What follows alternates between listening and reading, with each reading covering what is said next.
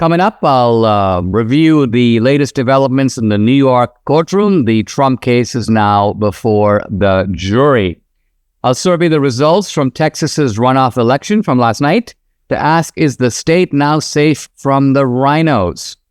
And Arizona congressional candidate Blake Masters joins me. We're going to talk about Trump and also about the dicey politics of Arizona. Hey, if you're watching on Rumble or listening on Apple, Google, or Spotify, please subscribe to my channel. This is the Dinesh D'Souza Show.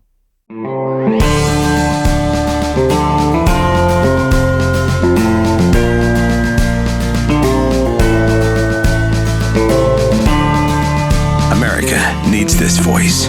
The times are crazy. In a time of confusion, division, and lies, we need a brave voice of reason, understanding, and truth. This is the Dinesh D'Souza Podcast. The Trump case in New York is now in the hands of the jury. Now, the last day or so, we witnessed the conclusion of the prosecution's summation. It was an incredibly long-winded summation. In fact, lasted hours and hours and hours. And I think the reason it was so long-winded is the prosecution couldn't really put their finger on what precisely the felony is that Trump seems to have committed. Where is it? Tell us what it is. And they didn't want to do that. Or at least they wanted to be all over the place on that. Well, it could be tax fraud, and well, it could be an intention to violate New York campaign finance law, even if the law wasn't in fact violated. Or it could be an intention to violate federal campaign finance law, even though no one's saying that that law was in fact violated. It certainly wasn't charged or prosecuted against Trump. So it was sort of like, you know, this is a bad guy. You know, he did some bad stuff. And even if you can't really figure out what it is, get him anyway. That seemed to me a kind of summation, a kind of a précis of what the prosecution here, what the district attorney Alvin Bragg was going for. Now, Trump himself, in classic fashion, was texting commentary or putting out commentary on Truth Social. One comment he made was just filibuster, meaning these guys are just going on and on. The other was boring. And I think Trump is probably the only defendant who kind of falls asleep at his own, at the summation of the case against him. And then I don't know if you saw Robert De Niro shows up as part of a Biden campaign event. What? And De Niro was all flustered. And in fact, he got into a shouting match with other New Yorkers, and they were like using the New York, well, let's call it the Bronx cheer. And what's the Bronx cheer? It's basically the middle finger. They were yelling at De Niro, you're a mook, all this New York lingo. And he got upset. He's like, you people are gangsters. Now, what's he talking about? Well, apparently, according to De Niro, you have to go against Trump, vote against him, convict him. Why? Because if Trump gets to the presidency, De Niro says, he will never leave. Well, what is the basis for this assertion? I mean, first of all, Trump is getting up there in years. If he gets a second term, it's all he can do to carry it out. I mean, Biden's not going to really be able to carry out a second term. So what does it mean to say Trump won't leave? Well, I mean, didn't Trump leave in 2020? Yes, he did. So as Debbie puts it, you know, people keep calling him an autocrat. He's really the worst autocrat in the history of the world. How does an autocrat lose the election? How does an autocrat lose control of the ballot drop boxes? They should be his drop boxes in which he's stuffing the votes. He should be running the police state, not running away from it. So poor De Niro, I mean, this is a guy who just seems to have, I mean, he's a good actor and all, and I really enjoy, I enjoy De Niro's old roles, of course, notably The Godfather, was a taxi driver. De Niro in his later career kind of pivoted to being sort of a comedian, but I was pleasantly surprised. I mean, like, this guy actually is funny. And it's not something I would previously have associated with De Niro. So I'm not one of these guys who hates De Niro. I actually like De Niro, but politically, this guy is a null set. He's a complete dud. Now, as I think about the case with the jury, my mind flashes back to the female juror who was interviewed on MSNBC. and who said, I was asked to be on the jury, but, I like Trump. And because I like Trump, I don't know if I could really be entirely unbiased. So I told the judge that I think I might be biased, and I was taken off the jury. And I'm thinking, what? Why can't you like Trump and still fairly listen to the evidence? This is just, you could call it peculiar Republican psychology. Virtually no Democrat thinks this way. Democrats think more this way. I don't like Trump. And not that I'm going to get on the jury to get him, but I don't see why my views of Trump are going to prevent me from being able to see what's going on here and make my decision. In other words, Democrats think that their biases are not sufficient to disable them from being able to make a sound decision. Republicans, on the other hand, are, sort of we have to be above any suspicion altogether. And look, think of the consequence of it. That woman could have been on the jury, and she alone could have made up a hung jury. And yet, we could be looking at, think about it, they're trying to go after Trump on 34 felonies for a nuisance payment to a porn star. Go away. I don't want to hear from you. We don't want to deal with this madness. 34 felonies. That is, in a nutshell, a summary of where our system of justice is today. And yet, when someone is in a position to do something about it, namely this young woman whose picture I'm looking at here, she's like, I think I better get off the jury. I'm going to leave it to others to make this decision. This to me is unconscionable. It's outrageous. It's hardly even forgivable. The case against Trump itself has no merit at all. In fact, think about it. Just apply simple logic. If it is the case that deliberately misclassifying a payment that is aimed at somehow influencing an election, in the 2016 election, if that is illegal and can be criminally prosecuted, why isn't Hillary Clinton in jail right now for the Steele dossier? Think about this. The Hillary Clinton campaign concocted this. They paid money to Christopher Steele to assemble this dossier. That money was classified as what? Yes, you guessed it. A legal payment, even though it wasn't a legal payment. So the exact, quote, alteration of business records occurred there. For what purpose? Why did they commission the Steele dossier? To influence illicitly the 2016 election. So you have two cases standing side by side. The Clinton case is actually more egregious, more deliberately connected to the election, and yet there's no question of her even being charged. Now, I think for Trump, the good news is that no matter what the outcome, this could actually help him. And ironically, the more severe the outcome, the more it could help him. So this is kind of my reading on it. Not guilty, which I think is unlikely, Trump shoots up 5% in the polls. Because, hey, this is obviously bogus. A hung jury, I think actually Trump shoots up maybe 8 points, maybe 10 points. Who knows? And guilty, prison, Trump shoots up, I don't even know. I don't even know how to predict the calculus of that. But I do not think it is out of the question that you could be looking at a landslide election. Now, we haven't had a landslide election in this country in a long time. I have to think back. You almost have to go back to Reagan. Reagan won 44 states to Carter's 6 in 1980. Reagan won 49 to Mondale's 1. I don't think we're looking at those kinds of margins. But nevertheless, we could be looking at a decisive victory, won, amazingly enough, by a man sitting behind bars. The hardest part about weight loss? Getting started. But once you get started, you'll be so happy you did. Are you ready to lose weight but not sure where to start? I understand. Debbie and I were right where you are a year and a half ago. Let me tell you why we chose PhD Weight Loss and Nutrition and why I so highly recommend their program. First, Dr. Ashley Lucas has her PhD in chronic disease and sports nutrition.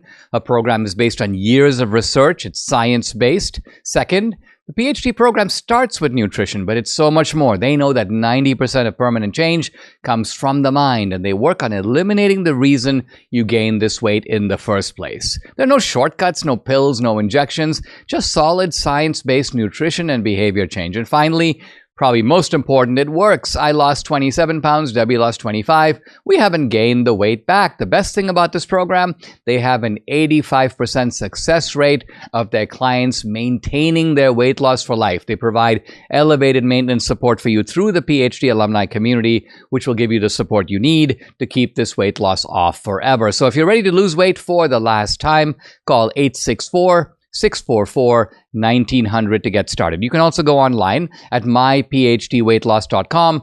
Do what we did, do what hundreds of my listeners and viewers have done. Call today. It's 864-644-1900. Before I tell you about a very special offer, I want to first explain why this product is absolutely worth it without the discount. I don't take a particular supplement just because I got a discount. Anything as important as nutrition, I research it first. If you go to balanceofnature.com, scroll down their homepage to see all that goes into each bottle of Balance of Nature's fruits and veggies, you'll see, like I did, it's well worth it. But not just the ingredients. The real stories from real customers, and they have hundreds of thousands of customers. Each customer success story is just another example of how people are finding and taking this Balance of Nature fruits and veggies in a capsule. So easy to take.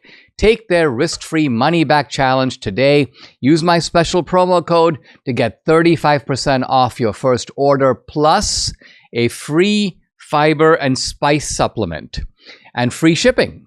Call 800-246-8751. That's the number to call, 800-246-8751. Or you can go to balanceofnature.com. You got to use the promo code. The discount code is America.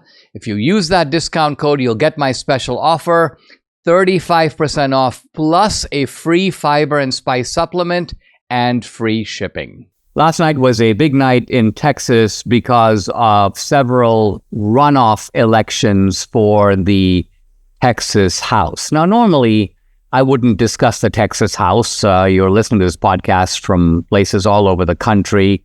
But here's the significance of what's going on in Texas. Texas is a Republican state, and a decisively Republican state, with a pretty substantial majority in the Texas House of Representatives. And yet, you have a speaker, Dade Phelan, who is elected with heavy Democratic support, is beholden to the Democrats. He basically gets in with the Democrats plus a handful of Republicans. He then appoints Democrats to prominent committees. He lets Democrats set important parts of the Texas agenda. So he's a complete and utter disgrace. And this is something that you wouldn't find in Democratic states. I mean, do you know of a Democratic state where basically the Democratic chair of the House is beholden to Republicans, is elected with Republican support, where Republicans are serving on committee? The Democrats would never hear of it. So this is an anomalous situation in Texas. And finally, Texans decided to do something about it. Well, fortunately, what triggered all of this was the effort on the part of Dade Phelan and some of his sidekicks, a bunch of them, 15 or so of them in the Texas House. Let's impeach the very effective conservative Attorney General, Ken Paxton. Now, the impeachment effort went through in the House, was defeated in the Senate, but then Paxton goes, I'm going to get my revenge. I'm going to target these House incumbents that went after me. And so you oddly have this kind of revenge motive, but of course it's much bigger than revenge, and it's much bigger than Paxton. It's really about exorcising this sort of demon of the Texas legislature, a demon that, by the way, goes kind of far back. This isn't a formula invented by Phelan. His predecessor also had the same formula, and the guy before him. So this is a dysfunctionality that seemed to be built into Texas politics. So what happened is that the Lieutenant Governor, Dan Patrick, as well as Paxton, targeted a bunch of these House RINOs. Well, some of them are real RINOs, but all of them are in it with Phelan. They're part of the sort of establishment. And I think I saw one of the former speakers explain the logic of this Texas establishment. The logic is we get the centrist Democrats and the centrist Republicans, and we unite against the far left and the far right, which means that the conservatives in Texas are cut out of decision making. And this guy, a guy named Bonin, was actually boasting about this. He was proud of it. He said, that's the way we do business in Texas. It's the Texas way. We're not dysfunctional like the people in Washington. Well, no. This is a Republican state. The Republican base is to the right. It's a Trump base for the most part. And so there was really a bunch of these Texas incumbents were up for election. Some of them were defeated a few months ago in the primary. Others were in a runoff. And the results of the runoff are in. And it turns out to be kind of a mixed bag. Well, I mean, it was a sweep against the RINOs. The RINOs lost everywhere except one. The RINOs lost with, here are some of the sort of RINOs who have voted out: Lynn Stuckey, Justin Holland, Frederick Frazier, Stephanie Click, D. Wayne Burns, John Kemple. And I know Brandon, my son-in-law, was very involved in one of the races. This was the Lynn Stuckey race against Hopper. And Hopper won decisively, almost 55 or 58% to 45%. So it was a very good day in terms of remaking the Texas House and cleaning out the RINOs. But there was a little bit of a dark cloud, and the dark cloud is that Dade Phelan, the Speaker of the House, won re-election. He won re-election by the narrowest of margins, 400 votes. I mean, unbelievable. And Dave Covey, who came really close to beating him, was defeated. And this means that Phelan continues in the House. Now, will he be able to be Speaker? He'll try again. He's going to try to go with the same formula. The Democrats vote for him. But I think it's going to be harder for him to get Republicans. Why? Because first of all, just today, Dan Patrick, the Lieutenant Governor, and Ken Paxton are out there basically saying any Republican that votes for this guy is going to be targeted next time around. And seeing that the RINOs are basically something like 14, and I won't say 14-0, 14-1, because Phelan won, the RINOs are going to be very careful this time, because I think they're going to realize that their scalps are going to be up for the grabs in 2026. So will Phelan make it to the speakership again? I'm doubtful about that, but we'll see. The thing that I find unfortunate is that there are two things that have made this happen that enabled Phelan to win. One is that he raised more money. He raised $3.8 million. The other guy, Covey, had like $1.6 million. Now, again, that is a little too lopsided. And there were some conservative multimillionaires and billionaires who were behind Covey. I think that those guys thought that they had the race in the bag. They should have put more money in. They should have put more money in for Covey, and he would have won.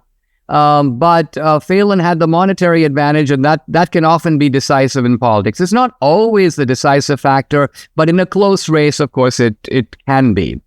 The second factor to keep in mind is that Democrats can vote in Republican primaries in Texas, and that is a problem.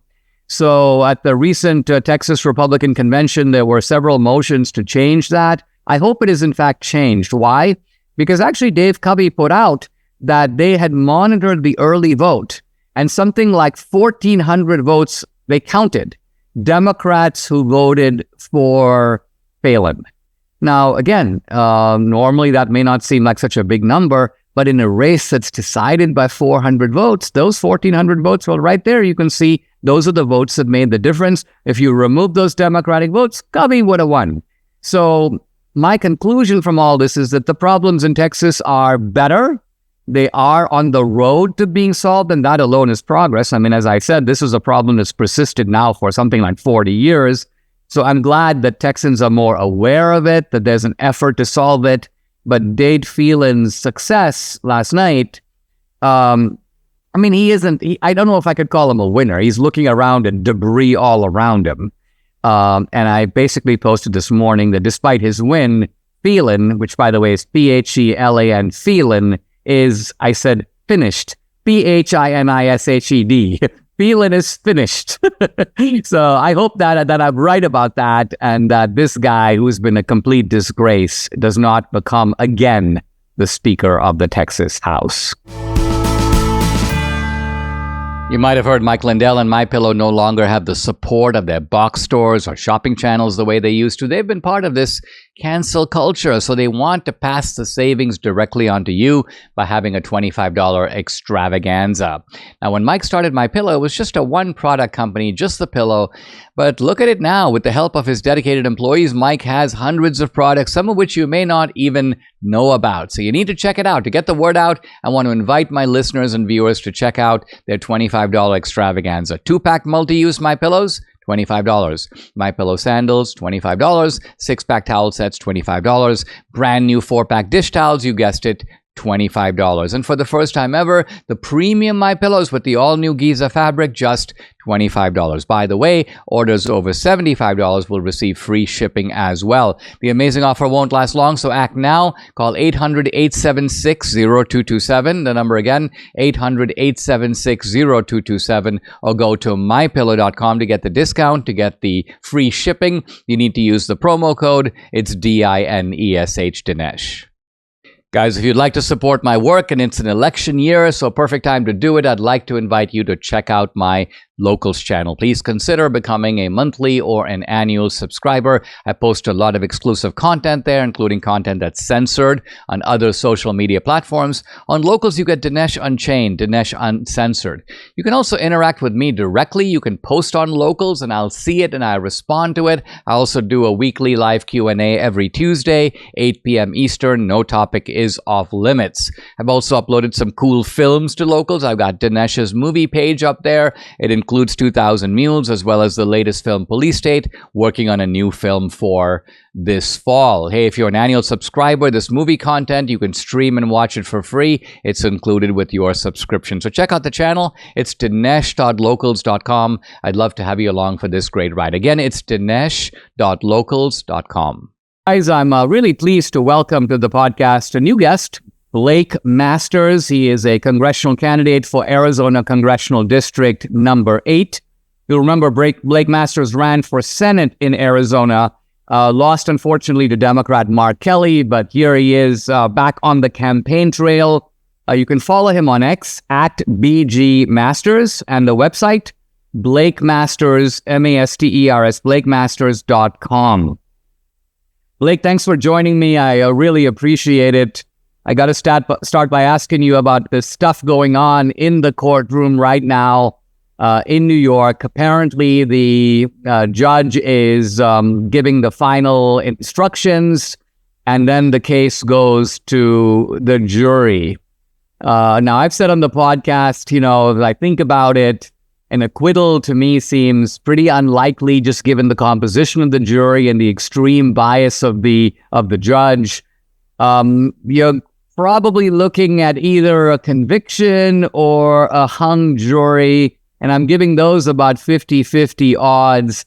I wonder what your take is on what's happening there. What do you think's going to happen, if you have a thought about that? And what does this really tell us about our justice system? Well, thanks for having me on, Dinesh. Yeah, look, this is a kangaroo report, right? I think it's just so crazy that it's gotten this far. President Trump, for 70 years, never in trouble with the law, always doing things the right way. And then all of a sudden he wants to run for president a second time, right? Because Joe Biden's been such a disaster. And so the Dems know they can't beat him at the ballot box, right? They know that. And so they rack up like 91 fake criminal charges against the guy. So I think to most Americans, right, this just screams political persecution, which it is. But okay, now zooming into the trial, yep, it's the last day, or now the jurors are going to go deliberate. I think I agree with you. Outright acquittal, which is what justice demands, right? That's what President Trump deserves. My gosh. Unfortunately, it's probably not likely, because some of the jurors probably do suffer from, Trump derangement syndrome, TDS, and they want to lock the guy up again because they know they can't beat him at the ballot box. I do predict a hung jury. I think there are going to be some jurors, even if it's just one or two, because the guilty verdict would need to be unanimous. Even just one or two jurors who stand up for the rule of law, who stand up and say, hey, this can't happen here. This obviously wasn't a crime. President Trump is innocent of any crimes. I think that's the most likely scenario, certainly the one I'm hoping for. Trump posted something, I think it was yesterday, it might be this morning, that took me by surprise because it was an argument that I'm familiar with, but I had never thought of.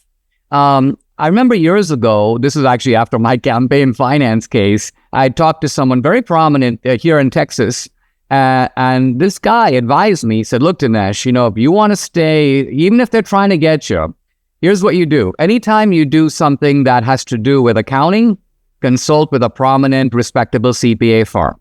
And if they say do it, you're never going to be held criminally liable because you'll say, I consulted a professional company and they said, do this. So that's what I did.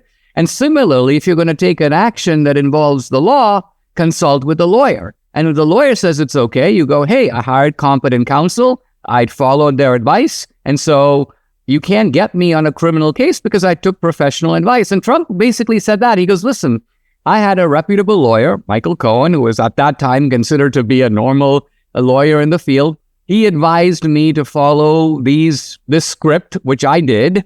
And yet this is not being allowed as a defense for me. I thought that's pretty interesting that defense would be disallowed, namely following professional advice from somebody who is giving you legal advice.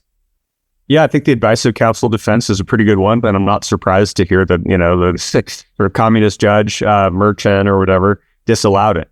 Right. And I'm grateful that the jury is ultimately going to decide, not the judge. Right. The judge just, man, when you kind of still expect your judges to be somewhat, or at least pretend to be fair. Right. And Merchant's not even pretending to be fair. I mean, with the kind of lines of questioning that he allowed the prosecution to make, but not the defense, with taking this pretty good advice of counsel defense off the table for Trump, it's just clear that Merchant is trying to put his thumb on the scale at every single opportunity.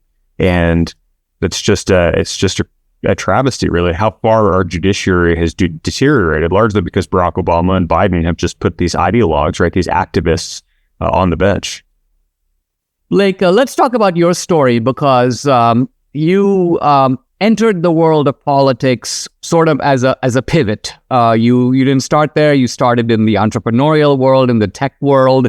In fact, I see that you started out with Peter Thiel, I knew in his Stanford days. And I also met David Sachs, because I don't know if you know, but David Sachs had written a book essentially talking about the kind of the left-wing bias at Stanford, a political. Yeah. And so David and I would chat about that because I had written the book Illiberal Education. That's kind of how I met Peter Thiel. But talk a little bit about your background. What is it that convinced you that a pivot into the political arena was the right move? Yeah, well, I had met Peter while he was teaching at Stanford Law School and kind of became a mentee of his and went to work in venture capital. Technically a lawyer, but I never really practiced law. I went to work in venture capital and I loved it. And I still love investing and getting to meet new entrepreneurs and, trying to screen out the good ideas from the bad. And more than that, the entrepreneurs who were really driven from the ones who were just kind of good at sales. So fascinating world. I did well at it. I really liked it, but it just felt to me around 2020, I'd moved back to Arizona in 2018 from California. And the Arizona that I came back to was, still great. I still love Arizona, but man, it was changed. And yeah, some of the same changes that you're seeing nationwide. And it wasn't the same state or even the same country that I grew up in. And, I got back just in time to see, 2018 and 2020, we lost both those Senate seats in Arizona. And when I was a kid, it was a ruby red state. You didn't have to think too hard about it. It was John Kyle and John McCain, right? And I understand you could criticize some of the things that they pushed, but man, Republicans are so way better than Democrats. And to lose both those Senate seats, had a front row seat. And then I said, no, I can't do this. Biden had just been installed, I think, as president, big tech and all the ballots. We know all that stuff. And it just felt to me like I needed to pause my business career to throw my hat in the ring and try to take back that Senate seat. Right. So that's what I did. It was the first time I really thought about politics. Like maybe I could get involved here was when Peter and I joined the Trump transition team after he won in November 2016. We got the call to go to Trump Tower and try to help staff the government, with really competent people got to staff 2,000 positions all of a sudden. And it was an honor to help with that. It was an honor to meet sort of, Trump world behind the scenes and to get to help with that. But then when I was meeting so many congressmen and senators at the time, some of these people are really impressive, of course. Some aren't. And that was the big wake-up call for me. It's like, wow. And they were asking me as this, 30-year-old kid, like, hey, what just happened? Like, how did this country elect Trump? And I'm like, you're the representative. You're supposed to be, having your finger on the pulse of what's going on in this country. And so everyone has this, the adults aren't really in charge moment. No, everyone's winging it. And I had that when I saw so many of the congressmen and senators not really understand why Trump had just won. So things happen for a reason. I worked hard in 2022, worked really hard. We all did. Didn't make it first across the finish line. Of course, Maricopa County botched election day, and that's a whole other problem. But it's an honor to throw my hat back in the ring, and I know I have a lot to contribute if I'm fortunate enough to serve in Congress. One of the things that's been striking to me, Blake, is that in places like Georgia and Arizona, you're seeing Democratic candidates crop up, and they're not the sort of centrist Democrats that you might expect.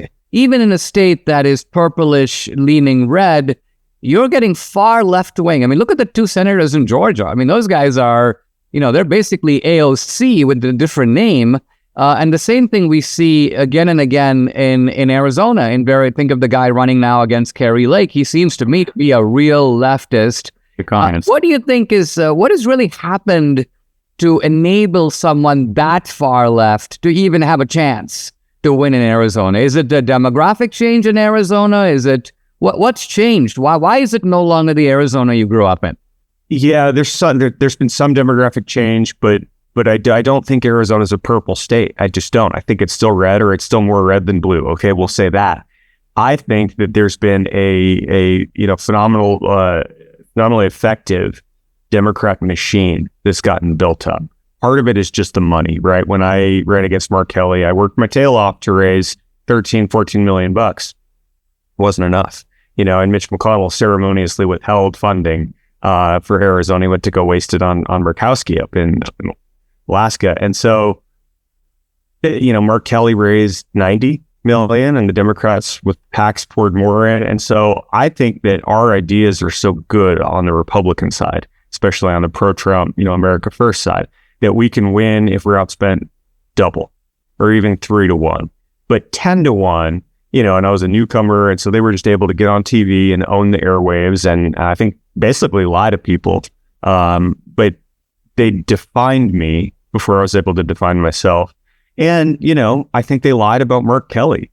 He might be a nice guy in person. Who knows? Who cares really, right? But he's a far left voter in the Senate. Well, that's not the Mark Kelly that Arizonans got to know through their TV, because he pretends to be moderate. So it's interesting. You mentioned Ruben Gallego, who's the communist, horrible congressman running against Kerry Lake. We should do everything we can to help Kerry. But Gallego knows that he's got to pretend to be moderate to have a chance in Arizona. So they're hoping that McConnell withholds funding, or whoever's controlling the purse strings withholds it from Kerry. And they're hoping that they can build up such a war chest that they can convince everybody, that they can lie to the people of Arizona to say, oh, Ruben Gallego, he's this moderate guy. No, he's not. He's a far left communist. He's probably to the left of AOC. Like, he's a wild-eyed true believer. And he's going to try to define himself as a moderate. So that tells you they know that they can't actually be transparent about who they are. They have to lie and pretend to be moderate in a swing state like Arizona. And we just got to pray and work to make sure that doesn't work. I mean, you're touching, Blake, I think, on a critical factor. And we were chatting a moment ago about my son-in-law, Brandon Gill, and his race. At the last minute, a Never Trump PAC dropped a couple of $1 million, and they were dominating the airwaves and so on. And it occurred to me that if Brandon was basically running a straight grassroots campaign and didn't have money, despite the Trump endorsement, he would have lost. Why? Because people wouldn't even know he has the Trump endorsement. And so it is essential for Republicans not only to have the good ideas and to have a grassroots network, but they need to be properly funded so that they can compete on an even terms. I mean, the number of people that you can, quote, get to know is bound to be kind of small, right? In a district, you're probably going to have 100,000 plus voters. And so nobody has 100,000 friends, right? You may have 1,000 and then you're doing really well. but you need to be able to get your message out. I mean, talk a little bit about the mechanics of a campaign. What has been the most striking aspect of it for you, once you start putting your own boots on the ground? Yeah, well, you said it. I wish it were possible to meet every single voter. Like, that'd be awesome, right? And that's sort of what we all signed for. More of a connection with our representatives. I think the people in DC have with some exceptions, they've just lost touch. So it'd be great to meet all the voters, and it'd be great to get up and, hey, here's my ideas and my policy ideas. And it's less like that than I think we'd ideally want it to be. I saw firsthand in 2022 when the Dems are just nuking you, right? 10-1, it's really hard to compete. We see it today. Republican candidates are still raising less money than Dems all across the board. President Trump might be the one exception. I think Biden's war chest is a little bigger at this point, but Trump just had a phenomenal fundraising month in April.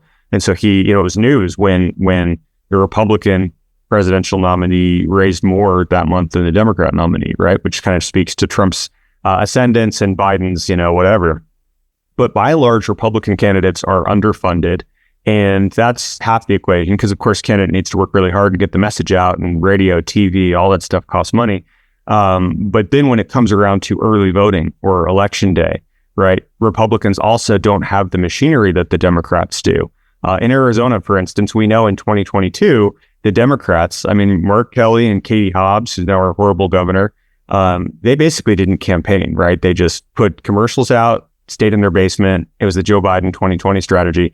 But they did pay, the Democrat machine paid like 1,000 activists to go around to people's doors and collect ballots. And I'm pretty sure that the Dems break the law when they do that. You're not in Arizona, you're not allowed to take custody of the ballot and actually put it in the mailbox for the person. And I know you've done a lot of work on this too.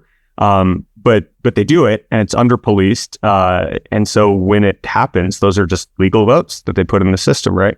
Well, Republicans, we care about the rule of law, so we're never going to actually take custody of their ballots. But we could have paid the 1,000 activists. It cost about $10 million. This is what you want to see the RNC doing. Show up. If you're going to have this early voting period, knock on people's doors. Say, hey, that mail-in ballot right over there, you got to fill it out.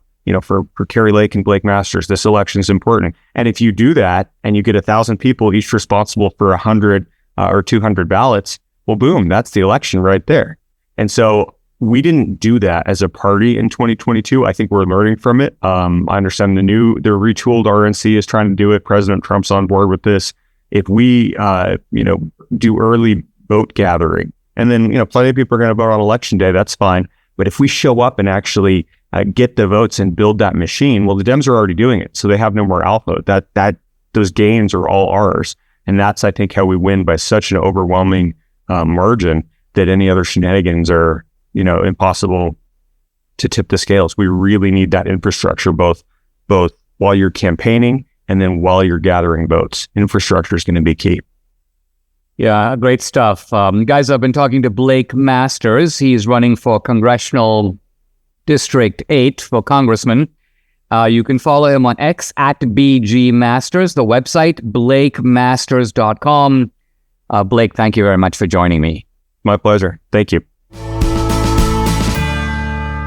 I'm now going to turn to the fourth wave of settlement of the United States from Great Britain. And we've talked about wave number one, the earliest wave. That was in the early 17th century, the Puritans coming to New England. The second wave, a little bit later, the Cavaliers, the Royalists coming to Virginia, setting up the culture of the South. The last several days, we've been talking about wave number three. This is late in the 17th century, so in the 16s, 70s, 80s, 90s. And this is the Quaker wave that came to Pennsylvania and then pushed further into the Midwest. And we've talked about the distinctive characteristics of the Quakers and how they even now eerily resemble the folkways of the American Midwest. And now we're going to turn finally to the fourth group. In some ways, to me, the most amusing group. And I say amusing with affection here, because this is a group that we see all over the place here in Texas, but you also see it in Louisiana and further parts of the West, the Appalachian country. Now, these are people who didn't start in Appalachia, of course. They actually started kind of where the Quakers were. They landed in Jersey and Pennsylvania, but instead of staying there, they began to move. They moved south and they moved west, and they set up in Appalachia before pushing further west and further south. And this is the group that comes out of a very distinctive part of Great Britain, which is to say the borderlands. Now, the borderlands of what?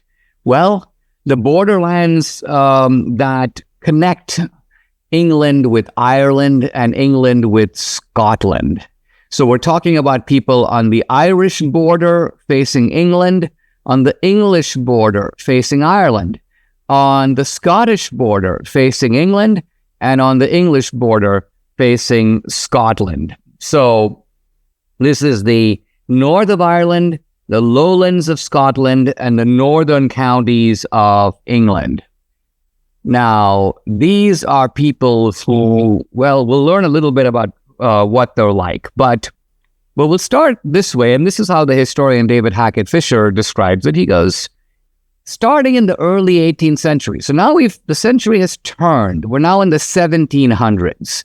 And in fact, let's think about it. We're just about 50 years away from the Declaration of Independence. Early in the summer of 1717, a bunch of Quakers in Philadelphia notice that all these new ships are now arriving in Pennsylvania.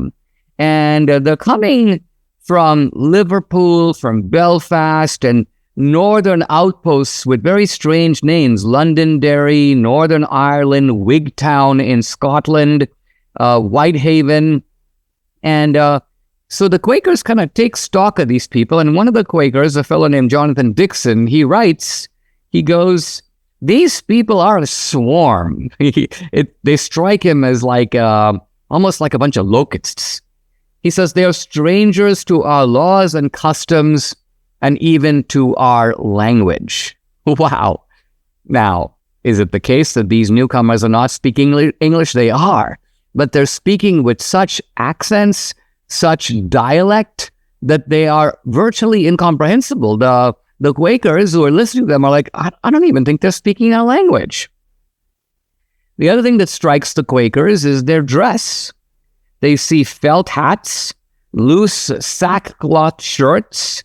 They find shirts that are belted at the waist, baggy trousers, thick yarn stockings, wooden shoes that are so hard that they appear to be like horseshoes.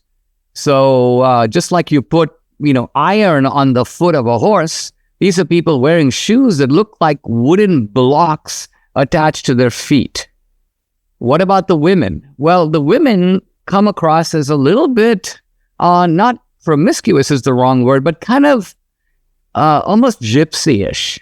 They have tight waists, they have bare legs, they have skirts that are scandalously short. And you can imagine the Quaker reaction to all this. They're like, who are these people and where are they coming from? As I mentioned, their accent is unfamiliar. It's the cadence of it that throws people off.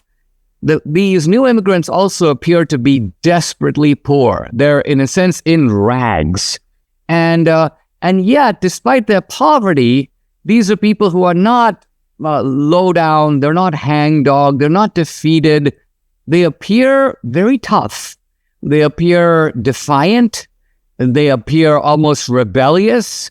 They have a certain strange haughtiness about them, a haughtiness that you would normally identify with the aristocratic class, even though these are people coming from the opposite end of the economic spectrum. So clearly something new is underway. These are not the Puritans, they're not the Cavaliers, and they most certainly aren't Quakers. Well, who are they? Turns out this is 250,000 people that are going to come over 20 or 30 years. This is in the early 18th century, the early 1700s, starting about 1717, continuing until the 1730s and 40s. And it's a wave-like motion coming from different parts of Britain. But as I mentioned, these are parts that are all sort of attached or facing each other. These are the people of the borderlands. Now, what is their motive for coming? Why are they here? Why are they coming to America? If we think back to the other groups that came to America, their motives were entirely, not even largely, but entirely religious. The Puritans didn't come here for, quote, a better life. They came here to build a city on a hill, a Puritan paradise, if you will. The Virginians came here to establish essentially a little part of England with all its caste systems and hierarchies and class structures and nobility, or at least close to nobility, lords and plantations and castles. They wanted to bring all that to Virginia, and to a degree they did. Same with the Quakers. They wanted to set up a kind of a Quaker haven where they wouldn't be persecuted, and they didn't want to do any persecuting either. But this group, the fourth group, the group that we're going to call the rednecks, this is a group that was not interested in sort of highfalutin motives. Not that they weren't believers, not that they weren't Christians, but that wasn't their reason for coming. So what was their reason for coming? Starvation, bitterness, poverty, war. The unifying goal of these new settlers was to find a place where they could live a better life. And their predominant goal was to be left alone, not to be stomped on, not to be harassed. Just leave me alone. Now, you might say the Puritans wanted to be left alone, but the Puritans wanted to be left alone to create a community where the Puritans wouldn't be leaving anybody else alone. These guys are different in that they want to get away from authority. They want to get away to some degree from civilization. They want to create their own homesteads, their own camps, their own hunting grounds. They want to thrive without overlordship of any kind. And these are people who are accustomed to being hated, and they're accustomed to being trampled, and they're accustomed to being the victims of war. Why? Because let's think about England. England was constantly having wars with Ireland and Scotland. Basically, it involved the British effort, the English effort to dominate these two smaller territories that we now consider, or we generally call, part of Great Britain. This is like the law of the universe, right? I mean, if you have small countries, just draw small circles, and a big country, which is a big circle, the big circle is going to try to dominate the small circles. And that'll be true pretty much anywhere in the world. It's true no different here. And so the Scottish are fighting back against the English. The English are raiding the Scottish. The English are tormenting the Irish. The Irish are having movements for national liberation. And who are the people in the middle? These are the people of the borderlands. So these are people who are accustomed to having armies come across their land in both directions. These are people who are used to being persecuted, but yet their spirit has clearly not been broken. And they're going to come to America, and because they're different, and because they're strange, and because they're uncouth, and because they're, frankly, rednecks, they're going to be looked down upon and laughed at, and they're going to be seen as deviants and kooks, and they're even going to be persecuted. They're going to suffer quite a lot of discrimination in the United States. But nevertheless, their spirit will not be broken, and to this day remains unbroken. Subscribe to the Dinesh D'Souza podcast on Apple, Google, and Spotify, or watch on Rumble, YouTube, and SalemNow.com.